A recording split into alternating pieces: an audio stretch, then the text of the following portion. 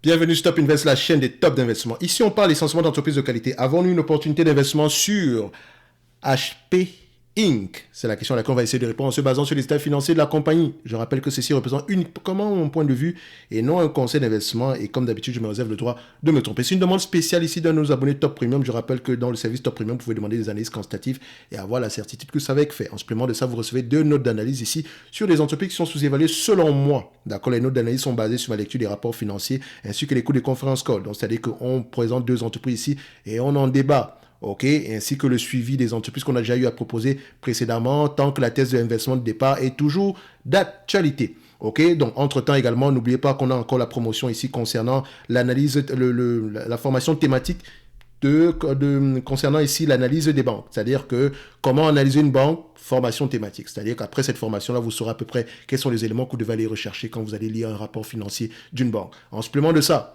vous aurez également une formation sur comment lire un rapport financier en général, dans l'ensemble. OK? Tout ceci pour le prix qui est affiché ici pour les 133 places restantes. Et je rappelle que ça ferme à la fin du mois de mars. OK? Et il nous reste à peu près mars, c'est combien? Il nous reste quoi? 9 jours? 8 jours? Dépendamment de quand vous allez voir cette vidéo aussi. D'accord? Donc, on va directement ici dans pour parler de HPQ.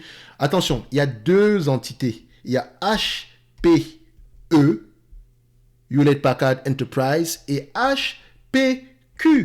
Et moi, je parle d'HPQ. D'accord? Maintenant, qu'est-ce que HPQ fait? HP Inc. fait? HPE fait? Allez-y voir la différence. Je vous laisse aller voir ça de façon Google est là pour vous aider. OK? Nous, on va aller directement aux chiffres ici. Donc, c'est à peu près un concurrent de Dell. On va le dire comme ça. Pour HP Inc. précisément. OK? Donc, qu'est-ce que ça donne? Vu que j'ai déjà parlé de cette compagnie ici sur cette chaîne, je vous encourage à aller voir la vidéo précédente ici. On a fait ce qu'on avait fait. Donc, j'ai tapé HP, vous mettez Top Invest, vous allez retrouver cette vidéo-ci. OK? Elle est là, elle est ici. OK? À cette époque-là, on s'attendait à 50,90 $ par action. Excusez-moi. On avait à peu près une dette nette aux alentours de 4,880 milliards et des PER aux alentours de 15 fois les bénéfices. OK? Maintenant, aujourd'hui, est-ce que c'est le cas? On va regarder, vu que j'ai besoin du PER, le PER, je vais garder à 15 fois les bénéfices. Je l'ai déjà vérifié ici. Voilà, si vous voulez le faire, allez-y, vous savez comment on fait ici. Maintenant, la dette nette, qu'est-ce qu'on a ici? On a une dette nette aux alentours de 10,390 milliards, plus élevée que précédemment. OK? Pourquoi? C'est la question que vous devez vous poser quand vous allez lire les rapports financiers. Maintenant, au niveau du nombre d'actions, on a 996 millions d'actions, c'est-à-dire qu'elle continue à racheter massivement ses actions. Et quand vous faites ici 3 milliards, 10 milliards 390 divisé par 996 millions, vous obtenez ici au total 10,43 $. OK, excusez-moi, j'ai du mal à quitter des euros au dollar. OK, donc 10,43 $. Donc, si vous m'entendez parler d'euros ici, ne vous inquiétez pas. Alors que c'est une compagnie qui est en dollars, je parle de dollars. OK, donc ça fait 10,43 $. OK. Une fois que c'est fait, maintenant j'ai besoin de quoi? Du bénéfice net par action ici. Réellement, cette compagnie-ci, est-ce qu'on compare les net income et les free cash flow? Les compagnies américaines ont tendance ici à avoir, cette compagnie-ci a tendance à sa véritable rentabilité ici est parfois représentée par les free cash flow. Donc parfois il faut aller vérifier l'ajustement ici des free cash flow, etc. Mais voilà, ils ont tendance à raconter à peu près la même chose. Donc on peut prendre les bénéfices nets ici comme raccourci. Vu que c'est le cas, HP, les analystes, et quand on parle d'analyse, est-ce qu'ils ont tendance à faire de bonnes prévisions sur ce genre d'entité? Si ça reste de la consommation discrétionnaire, je rappelle bien. Et c'est le genre d'entité qui s'est bien comporté pendant la période de la pandémie. Ordinateur, etc. Je vous laisse aller regarder ça en profondeur. Donc c'est un peu comme Dell. Dell va avoir tendance à souffrir. D'accord? Donc qu'est-ce qu'on observe ici?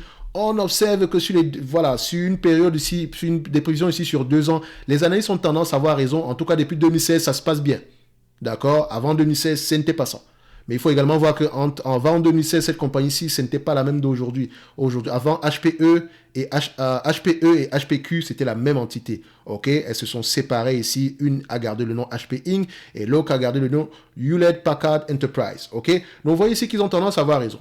N'oubliez pas, la période 2020-2021, c'est une période faste. Est-ce que ça sera la même chose? Est-ce qu'ils vont avoir tendance à avoir raison sur les années à venir? Point d'interrogation. Maintenant, si on se base sur ce qu'ils ont dit, d'accord, parce qu'on s'entend que les analystes, ils lisent leurs rapports financiers, ils suivent l'entreprise au jour le jour. Nous, ici, on fait des prévisions quantitatives avant d'aller lire les rapports financiers. Donc, c'est-à-dire qu'on se base quand même sur leurs éléments ici, ok, tout en sachant qu'on va quand même aller vérifier nos informations. Donc, on s'attend à peu près à avoir ici du 3,33 $ en 2023. Je viens déjà ici, je mets mon X15. D'accord. On s'attend à avoir combien? 3,33 $. 3,33 fois 15 fois les bénéfices, moins la dette nette, qui est de combien? 10,43 $. 10,43 € par action, ça fait 39,52. D'accord? 39,52, vous pouvez l'arrondir même à 40 $ l'action. OK? Ça, c'est pour 2023. Pour 2025, 3,65 €, enfin 3,65 $, vous avez compris. Pour 15 fois les bénéfices, moins la dette nette, 10 $, 43, ça donne combien? 44,32. 44,32 $. 44,32 par action. OK? Ça veut dire qu'en date d'aujourd'hui, l'entreprise est sous-évaluée. OK? Si on retourne cette équation-là, on dit ceci. Admettons qu'on reverse la totalité des bénéfices nets ici en 2023 attendus, d'accord? Par rapport à votre prix d'acquisition ici qui est peut-être de 29 $ l'action, on est à 11% de rendement. Je ne parle pas de rendement du dividende, d'accord? Je parle de rendement total global de ce que vous pouvez obtenir ici si on vous reverse la totalité des bénéfices nets en dividende. Nuance. Maintenant, si ce qui est attendu en 2025 se réalise dans un environnement normal, divisé par le nombre d'actions actuelles, par le prix actuel, on a un rendement de 12,58%. Donc, ça pourrait être une bonne chose. Donc, l'entreprise est sous-évaluée. Donc, elle devrait racheter ses actions, distribuer un dividende. On aime bien ça. D'accord? Donc, ici, la croissance dividende, il n'y a pas de souci tant que le business model sous-jacent continue à livrer la marchandise. Pour le moment, c'est le cas. D'accord? Si cette compagnie-ci vous intéresse, lisez vos rapports financiers, s'il vous plaît. D'accord? Et je précise qu'elle va avoir tendance à souffrir sur les années à venir. Ça reste de la consommation discrétionnaire. OK? So, pour ceux qui veulent aller plus loin, n'oubliez pas, le lien vers le service Top Premium est dans la description de la vidéo pour avoir accès aux demandes d'analyse quantitative, qu'on appelle vulgairement fondamentale. Moi, j'appelle ça quantitatif. OK? Parce que le fondamental, c'est également lire les rapports financiers qui restent la partie qualitative qui est aussi importante que la partie fondamentale, que la partie quantitative. Les deux sont indissociables. En supplément de ça, vous recevez mon top d'entreprise en solde. D'accord? Avec les notes de suivi des entreprises précédentes, quand le besoin se fait.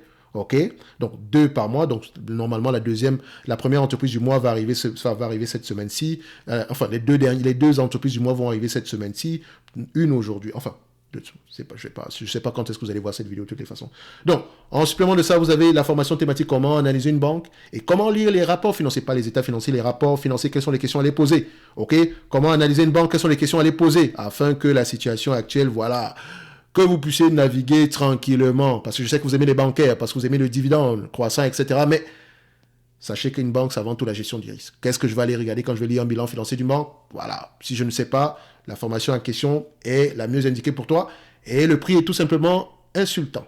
D'accord? À la fin de la journée. Pour les 133 personnes qui vont la prendre avant la fin du mois de mars. OK? Maintenant, si HP t'intéresse, HPQ, on va le dire comme ça, tu sais ce qu'il te reste à faire. Un like, un abonnement, ça fait toujours plaisir. On se donne rendez-vous sur la prochaine vidéo. Et d'ici là, portez-vous bien. Merci.